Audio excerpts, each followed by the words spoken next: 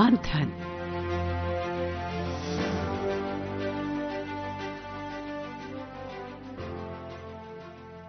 ये आकाशवाणी है। प्रस्तुत है कार्यक्रम मंथन। इसके अंतर्गत सुनिए आयुष्मान भारत डिजिटल मिशन से नागरिकों की सुलभ होती स्वास्थ्य सेवाओं पर चर्चा।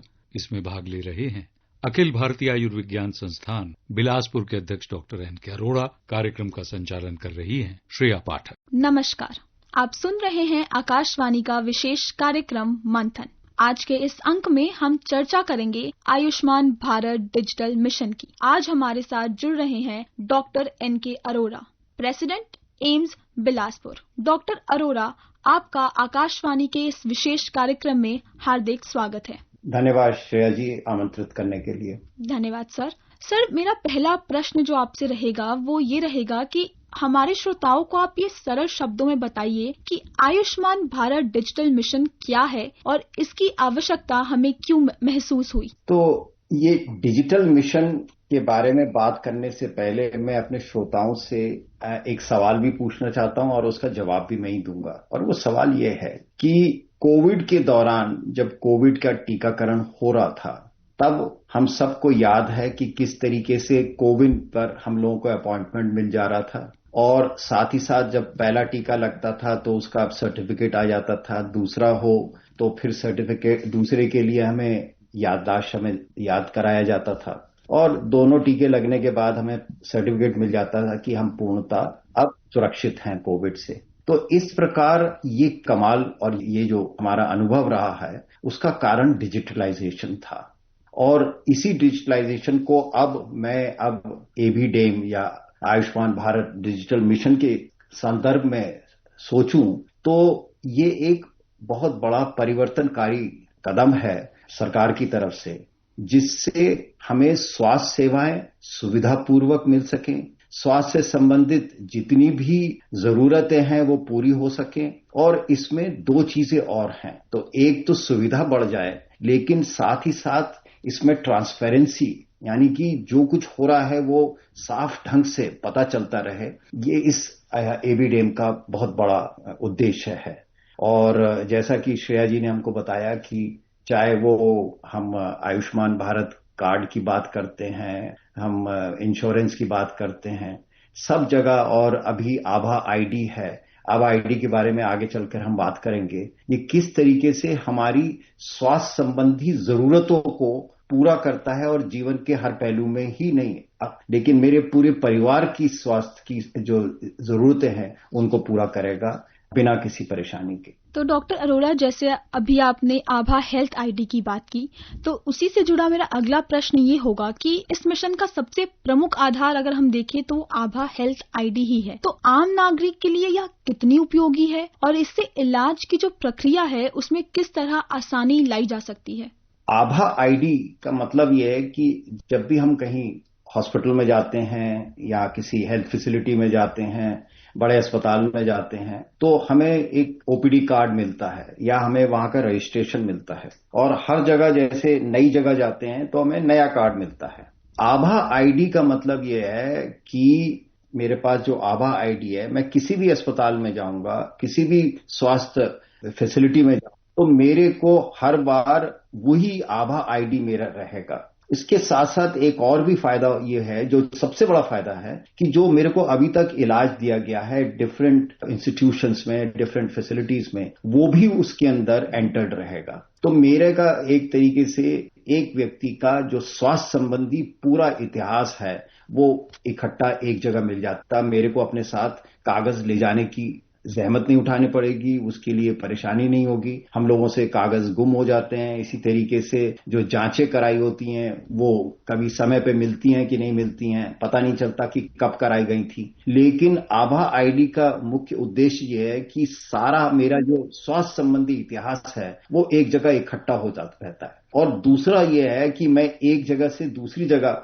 यानी कि मैंने आज दिल्ली में दिखाया और उसके बाद भोपाल जाना पड़ा और वहां पर अपना जांच करा रहा हूं, तो वो मेरा आभा आईडी एक तरीके से मेरे साथ साथ चलता है। और वहां पर आभा आईडी को देख करके वहां के डॉक्टर, चिकित्सक, जो स्वास्थ्य कर्मी है, वो मेरा पूरा स्वास्थ्य का इतिहास देख सकते हैं। तो कुल मिलाकर के, क्योंकि हर एक व्यक्ति का किसी भी बीमारी का होना और उसका जो दवाई दी जाती है, इलाज कराया, उसका प्रभाव पुराने स्वास्थ्य इतिहास पे भी निर्भर करता है। तो इस तरीके से मेरे साथ मेरा स्वास्थ्य का इतिहास, साथ में जो इलाज किया गया, जो जांच की गई थी, वो मेरे साथ साथ चलती हैं आभा आईडी के रूप में।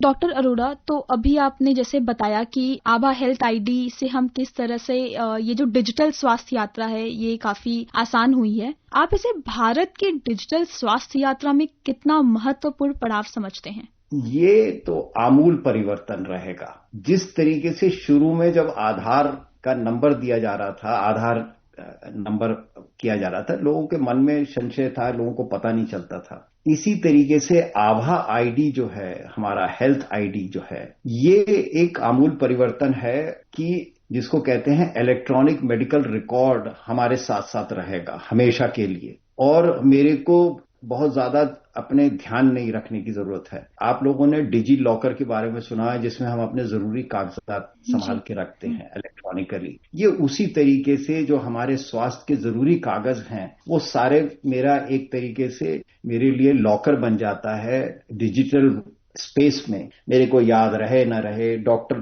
दूसरे के पास जब जाएंगे तो वो उसको देख सकता है कि पहले क्या हुआ। और इसमें एक खास बात यह है कि इसमें आपकी प्राइवेसी पूरी तरीके से मेंटेन रहती है। प्राइवेसी का मतलब यह है कि आपके अलावा उसको कोई नहीं जानता। अगर डॉक्टर भी देखना चाहता है आपके पुराने रिकॉर्ड को, तो ओटीपी आपसे डॉक्टर कहेगा कि वो आपका रिकॉर्ड खोलना चाहेगा, आप आभा आईडी बताएंगे, आपका ओटीपी आएगा आपके टेलीफोन पे, मोबाइल पे, और तभी वो उनको देख सकेंगे। तो कुल मिलाकर के जो ये प्राइवेसी वाला जो कंपोनेंट है, ये भी उतना ही इसके साथ बना रहता है।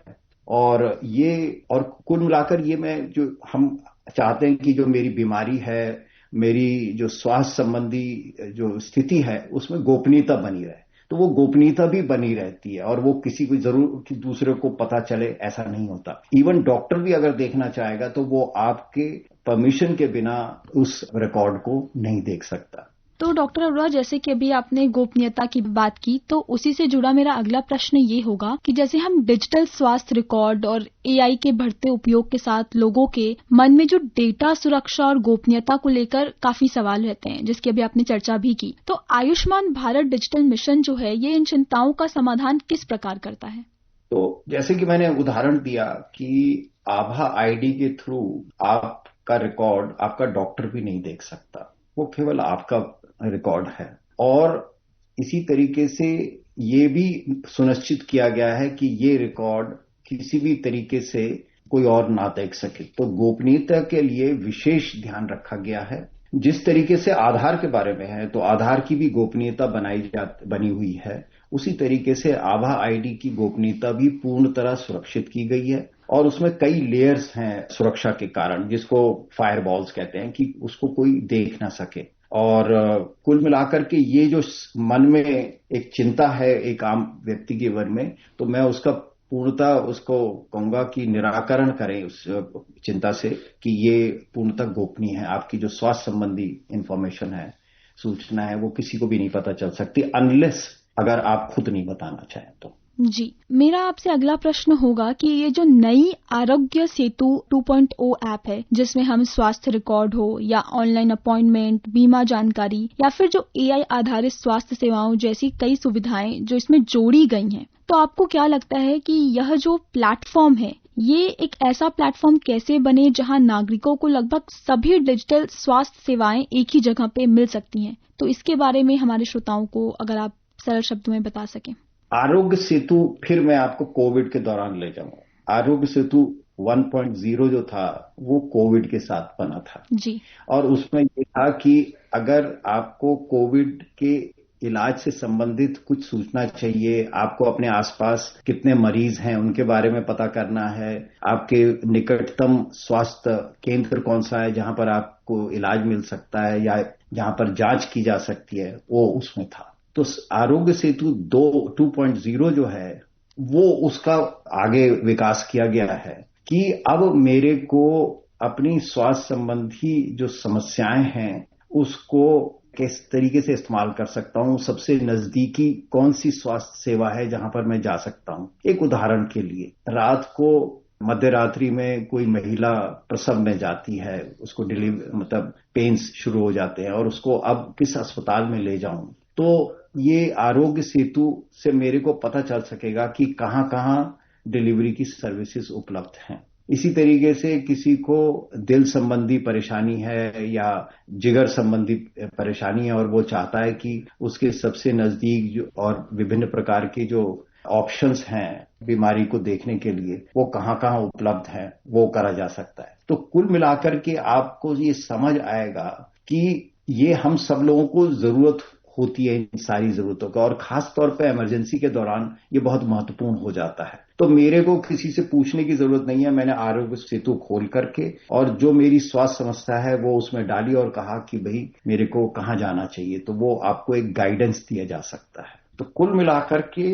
जो एक जीवन में उसको और बेहतर बनाने के लिए, सुविधापूर्ण बनाने के लिए, क्योंकि समय के साथ जैसे कि हमारे शहर बड़े हो रहे हैं और हर एक व्यक्ति को ये नहीं मालूम होता, अभी खाली वर्ड ऑफ माउथ से एक दूसरे से सुन करके हम चीजों को जानने की कोशिश करते हैं, लेकिन आरोग्य सेतु जो है 2.0 ये यानी कि वास्तविकता धरातल पे क्या सिचुएशन है उसके आधार पर हमें गाइडेंस दे सकता है। जी, और जैसा कि अभी हम देखते हैं कि स्कैन एंड शेयर की अगर हम बात करें तो ये एक ऐसी सुविधा है जिसके कारण अस्पतालों में ओपीडी पंजीकरण का इंतजार कुछ मिनटों तक सीमित हो गया है। क्या आपको लगता है कि ऐसी डिजिटल व्यवस्था मरीजों और अस्पताल दोनों के अनुभव को बेहतर बनाएगी? हाँ, ये अब जो एक बहुत बड़ी जरूरत है कि सरकारी अस्पताल सरकारी दफ्तरों के हिसाब से चलते हैं और उसकी वजह से मरीज को, परिवार को काफी असुविधा झेलनी पड़ती है, जबकि बीमारी ना अपॉइंटमेंट लेकर के आती है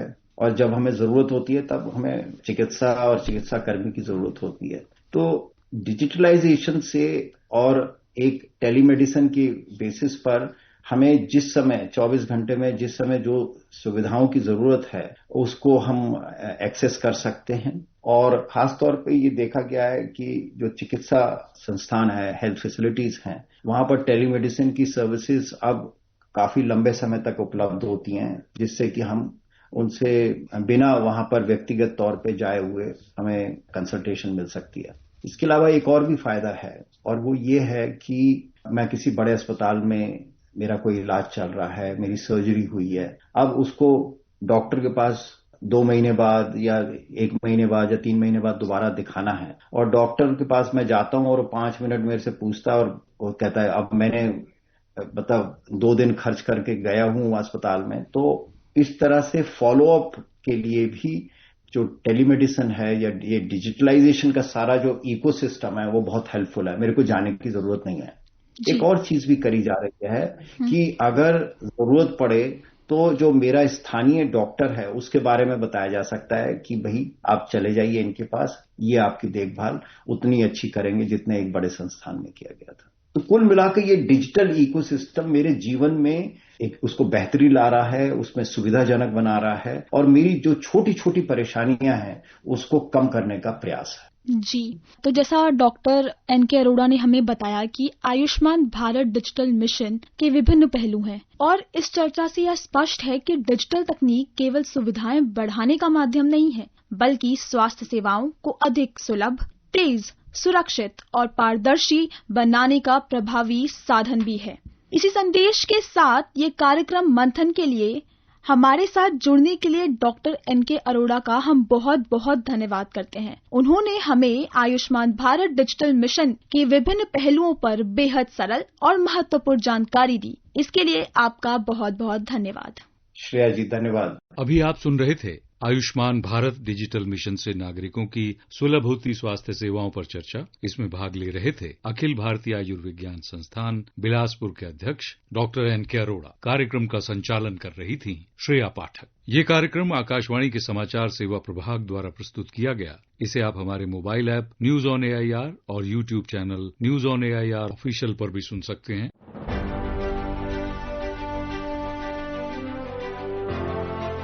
मंथन